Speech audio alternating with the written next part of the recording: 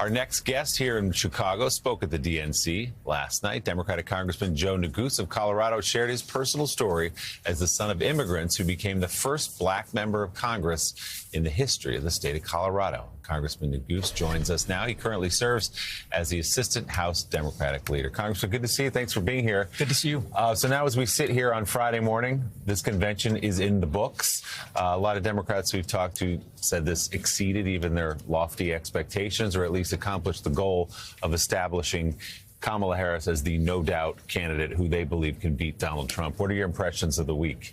That's certainly the case. I couldn't agree more. I think Michelle Obama said it best on Tuesday night. Hope is making a comeback across our country. And that was best evidenced by all of the speeches, of course, throughout this week, but culminating in a speech that I thought was just incredibly compelling by Vice President Harris last night, making the case directly to the American people about why she will be a compelling 47th President of the United States. The energy is palpable, enthusiasm is high, and we're ready to get the job done over the next 75 days. What have you heard back in your district around Boulder, or really across the state of Colorado, because there's certainly some swing areas in that state, about where voters are right now and what might influence their decision? If they were thinking perhaps that Joe Biden was too old and they couldn't push the button for him, but they didn't really like Donald Trump, have they now been given an alternative that they view as the path? I think that Vice President Harris's message is resonating with a wide spectrum of Americans. That's certainly the case in Colorado.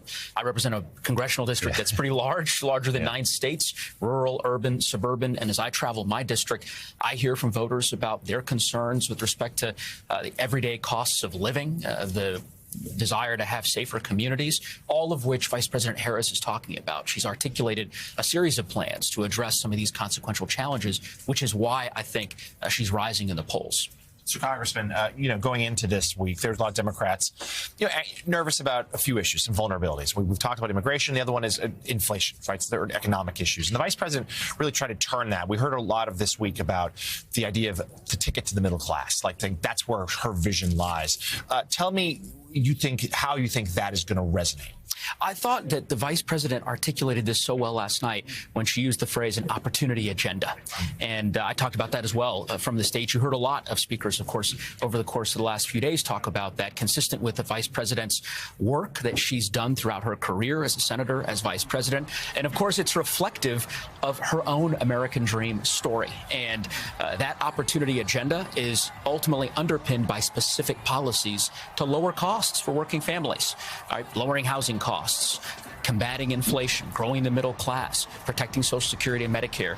She's offered a very salient plan, I think, for the future of the country, and we're going to make sure we win a majority in Congress so that we can make Hakeem Jeffries the Speaker of the House and work in partnership with her to implement those policies. I was going to ask you about that, Congressman. Part of the consternation, as you know very well, up on Capitol Hill about Joe Biden at the top of the ticket, and ultimately he said himself one of the reasons he stepped aside is the concern that you wouldn't get the House, that you might lose the Senate, and that Donald Trump could control Washington for the next 4 years. We know what Kamala Harris means at the top of the ticket. What does she mean down ballot for races in the House and Senate? Well, I think the answer to that question, Willie, is best reflected by the individuals you heard from last night and of course, during this week, Senate candidates in Michigan, of course, Ruben Gallego in Arizona, Colin Allred, who I believe is going to be the next senator from the state of Texas. It is having an effect up and down the ballot. I think the energy and the enthusiasm is real and visceral. And ultimately, I think again, I'm optimistic about the future and our ability to regain the House, to win a Democratic majority, to keep the majority in the Senate, and to elect Vice President Harris and Coach Walz as president and vice president. We'll find out in 73 days. Assistant Democratic Leader, Congressman Joe Neguse of Colorado. Thanks for stopping through. Good to see you. Thank you. Good Thanks, to see you. Mika?